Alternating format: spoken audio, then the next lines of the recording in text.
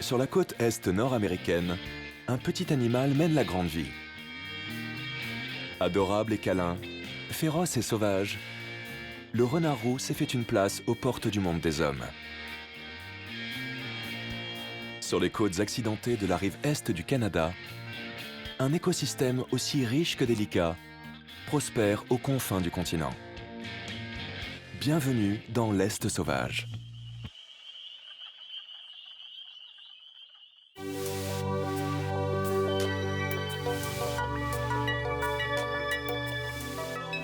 L'île du Prince-Édouard. Établie dans le golfe du Saint-Laurent, la plus petite province du Canada représente moins d'1% de son territoire. Ses plages et sa beauté rurale en font une destination prisée des Canadiens et des touristes venus du monde entier.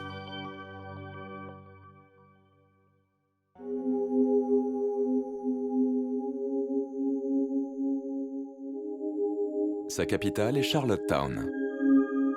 Ici, depuis 2 décennies, un animal sauvage délaisse les champs vallonnés pour le luxe d'une vie urbaine.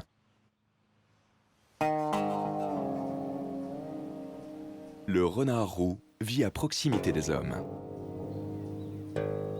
Et qui dit homme, dit man. Même si l'île est la plus petite province canadienne, c'est la plus densément peuplée. Les renards profitent aussi des infrastructures. Ces dernières années, des terriers sont apparus un peu partout sur l'île. Les cabanes et les pontons fournissent des cachettes idéales pour les renards. Mais ces structures attirent les animaux un peu trop près des habitations. Beaucoup de résidents les voient comme une nuisance. Certains ont décidé de prendre le problème en main. Ils piègent et tuent les encombrants canidés. Mais pour le renard, le jeu en vaut toujours la chandelle. Ces animaux rusés savent échapper à l'homme, leur prédateur. Et qu'on le veuille ou non, les renards colonisent les arrière-cours de Charlottetown.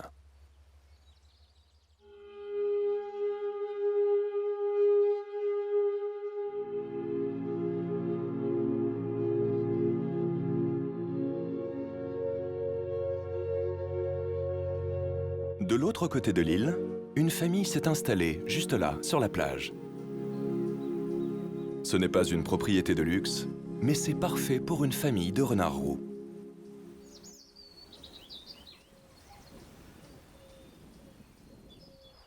Cachés par les buissons et le sable, voici l'entrée de leur gîte. Ici, au cours des prochaines semaines, les renards adultes vivront avec leurs petits jusqu'à ce qu'ils soient matures.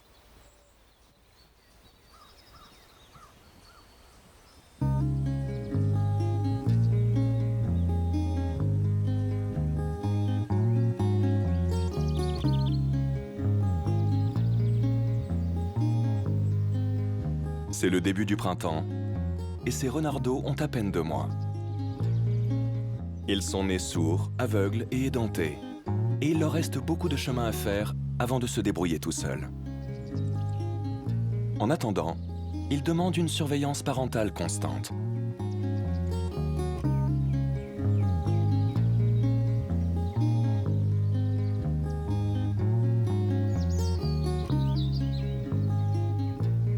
La mère est le noyau de la famille. Elle surveille ses petits et protège la tanière. Pendant que le père va chasser, la mère se consacre entièrement à élever sa tribu. Heureusement, elle est aidée par une autre renarde adulte. C'est la sœur aînée des renardeaux, mais elle se comporte en tante. L'été dernier, ses frères et sœurs sont partis fonder une famille sur leur propre fief. Mais elle a choisi de passer l'hiver ici. La saison a été dure pour elle. Son flanc montre des traces de gale. Cette maladie parasitaire est banale chez les renards. Elle provoque un fort prurite et souvent la chute des poils.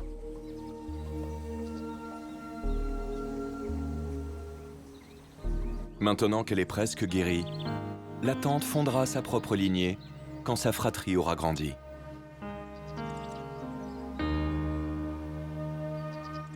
La mère accepte volontiers l'aide de cette autre adulte femelle.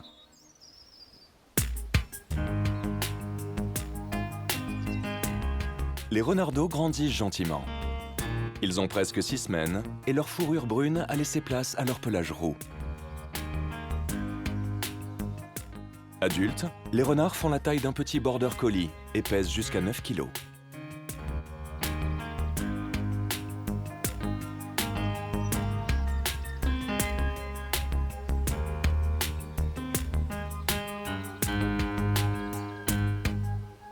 La vie est courte pour les renards. Ces petits vivront jusqu'à 5 ans en moyenne. Il n'y a donc pas de temps à perdre.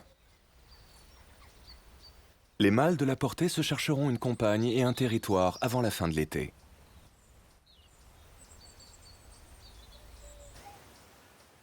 Sur la plage, leur mère leur apporte une surprise venue du monde des hommes.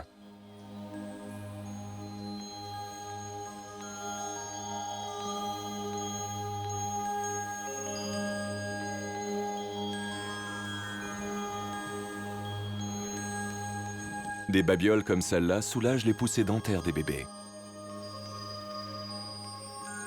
Mais bien sûr, elles n'ont pas été conçues pour leur mâchoire en ciseaux. Les molaires acérés au fond de leur gueule permettent de broyer et digérer les os et les viandes dures.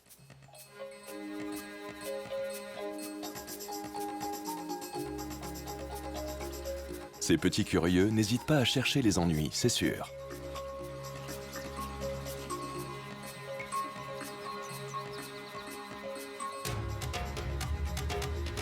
Mais sous l'œil vigilant de leur mère, les renardeaux ont le droit d'être des renardeaux.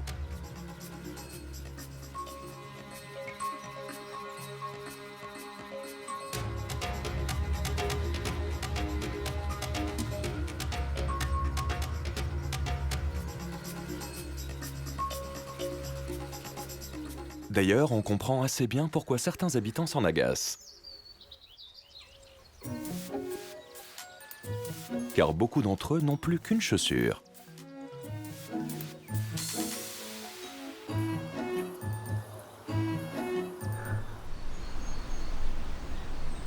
Alors que la mer monte et que la journée avance, la famille remonte de la plage.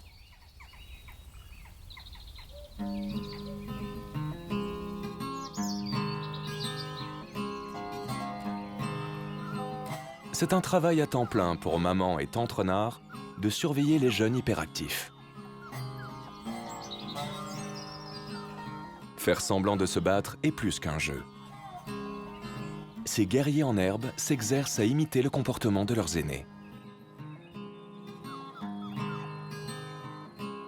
Pour défendre leur territoire, les renards devront souvent lutter. Ils se dressent sur leurs pattes arrière et essaient de dominer l'adversaire avant de le terrasser.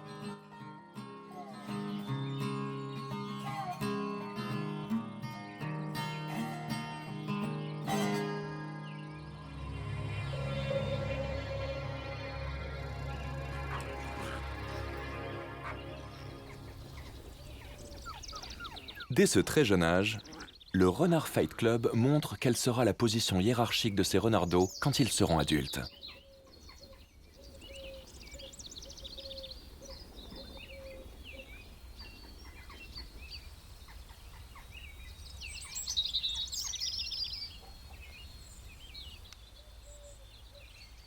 Pour l'instant, ils luttent âprement pour le lait maternel.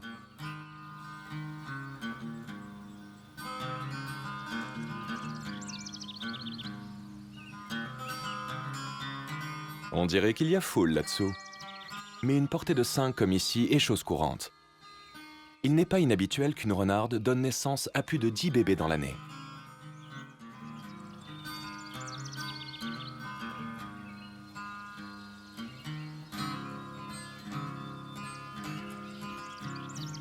Pendant que maman s'occupe des petits, papa va chasser le prochain repas de la tribu.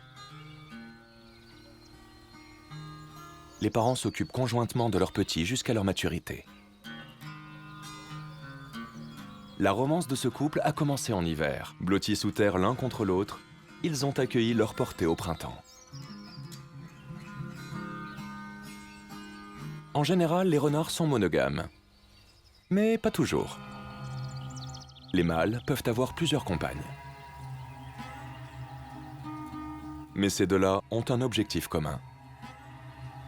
Maman s'occupe des petits dans la tanière, tandis que papa va chasser pour rapporter le dîner.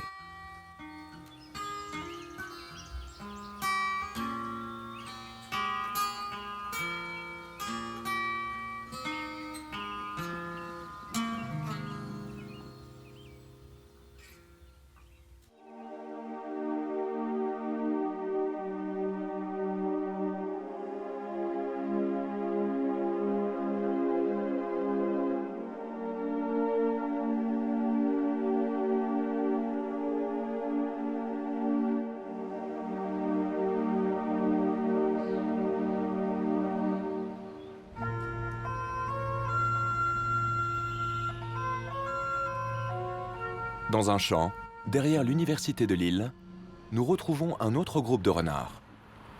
Il a élu domicile à 2 pas d'une route fréquentée. Âgés d'1 mois environ, ces renards des champs sont quelques semaines plus jeunes que leurs cousins de la plage. Ils ont toujours leur doux pelage brun.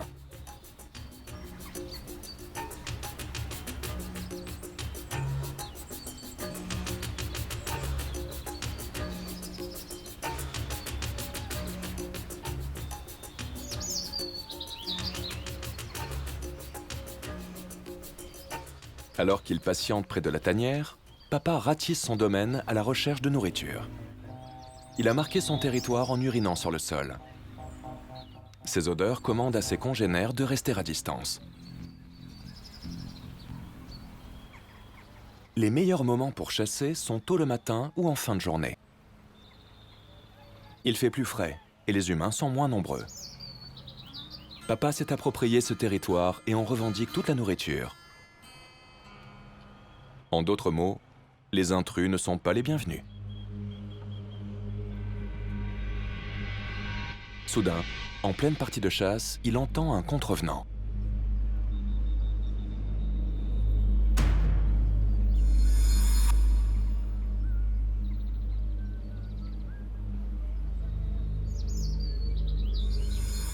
Pour réaffirmer sa domination, papa laisse d'autres empreintes odorantes.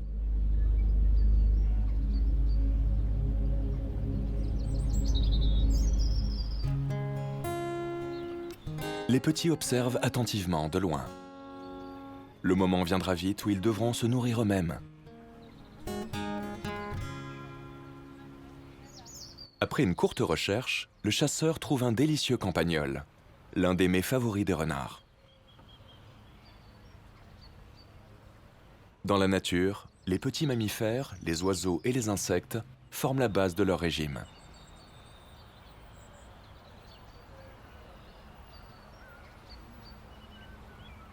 Les renards sont très possessifs avec leur butin, et ils l'enterreront dans leur tanière ou dans des cachettes qu'ils marquent de leur odeur.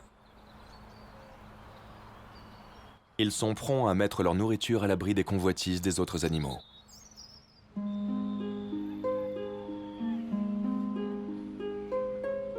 Il y a des bouches à nourrir à la tanière, et le père s'affaire.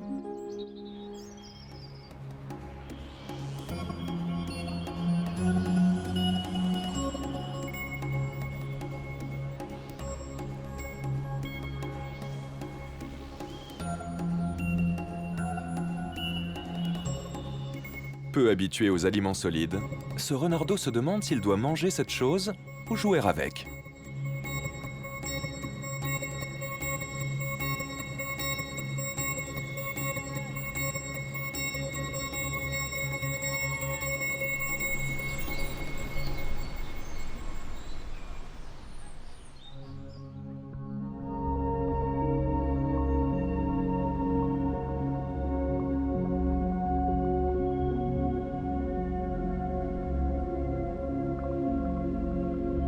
Chaque jour, le cycle des marées offre une protection à nos renards de la plage. Les intrus n'ont qu'à bien nager.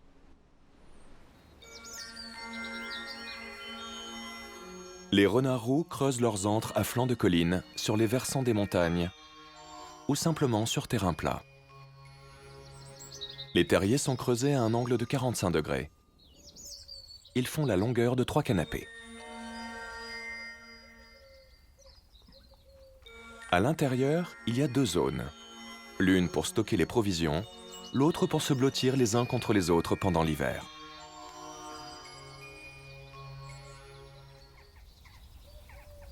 Quelque chose ou quelqu'un a effrayé les renards du front de mer.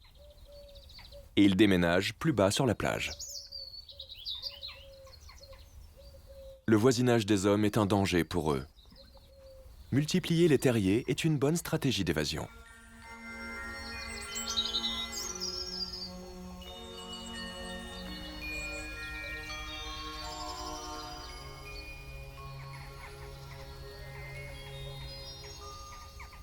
Le renard connaît ce territoire comme le revers de sa patte.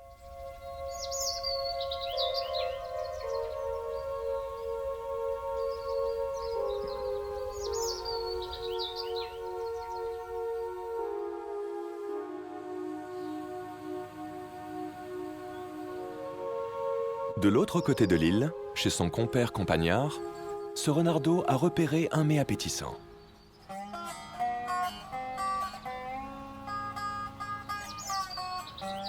On dirait que maman a prévu du poulet pour le dîner et qu'elle le garde pour plus tard.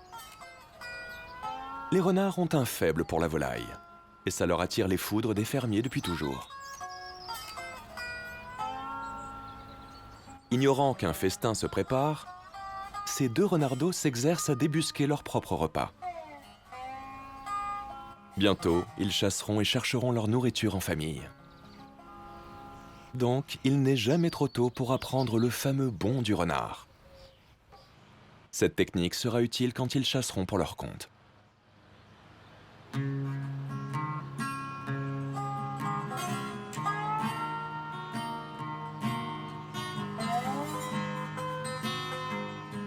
Dans une quinzaine de jours, chacun devra pourvoir à ses propres besoins.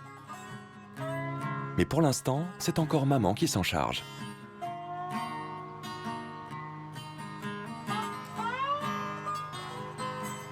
Les petits têtent pendant 2 mois. Chercher sa nourriture et chasser sont des compétences qu'ils doivent maîtriser avant d'être indépendants. Ils sont adultes à l'âge de 7 mois. Ses frères et sœurs têtent toujours. Mais ce petit-là teste l'alimentation solide.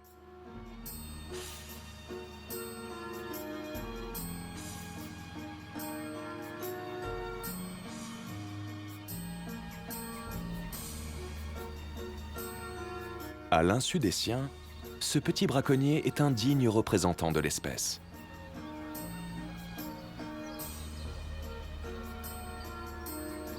C'est un peu cliché, mais ça ne veut pas dire que ce n'est pas un régal.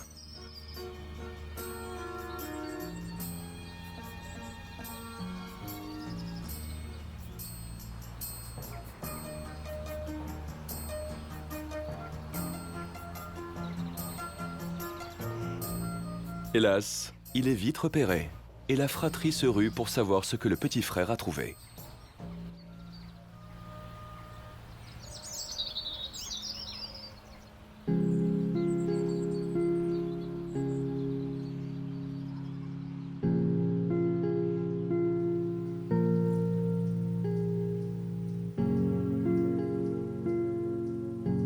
Sur la plage, les renards du bord de mer ont changé de terrier. Mais leur nouveau gîte est toujours à la portée du regard vigilant des hommes. Il y a beaucoup d'avantages à vivre à proximité des habitations, mais il y a aussi beaucoup de dangers. Les hommes chassent le renard roux pour le sport depuis le Moyen Âge. À la Renaissance, c'est devenu une activité noble, avec des chiens spécialement dressés pour les poursuivre et les tuer.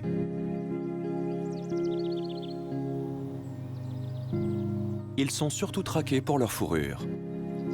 Et depuis des siècles, leur queue touffue est un trophée de chasse. Depuis qu'il vit près des hommes, le renard est souvent dénigré. Mais on le considère différemment selon les époques et les cultures. Même s'ils font des dégâts, les insulaires apprécient ces petites bêtes duveteuses. En ce moment sur l'île, la chasse au renard est autorisée, mais strictement réglementée. L'homme est encore aujourd'hui son plus grand prédateur.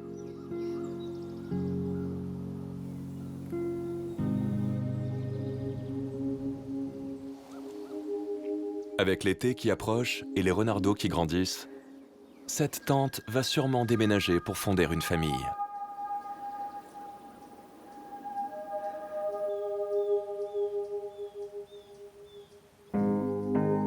Des groupes de renards peuvent cohabiter dans une même zone, mais ils ont tendance à rester entre eux. Sur cette île où la nourriture abonde, il y a moins de concurrence territoriale. Mais ils continuent à chasser en solitaire.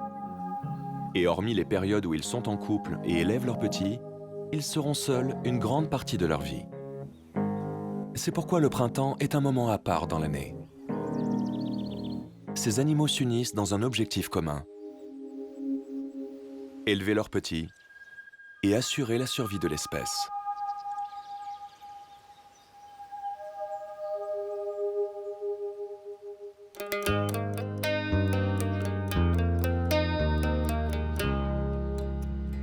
Personne ne sait exactement combien de renards vivent aujourd'hui sur l'île du Prince-Édouard. Les chercheurs observent une cinquantaine de terriers dans le périmètre de Charlottetown. Mais ce sont uniquement ceux qu'on connaît. L'Université de Lille étudie les renards depuis quelques années. La population a été sollicitée pour rapporter leur présence. En 2 ans, l'université a reçu plus de 2500 signalements. Qu'on le veuille ou non, le renard est bien implanté sur l'île du Prince-Édouard. Sur toute la planète, et depuis toujours, les renards vivent à la frontière qui sépare le monde des hommes et la nature sauvage et indomptée. Ils figurent dans beaucoup de légendes et de contes de fées, parce qu'ils sont intelligents, malins, gracieux et rusés. Les renards ont un pied dans notre monde et l'autre dans l'Est sauvage.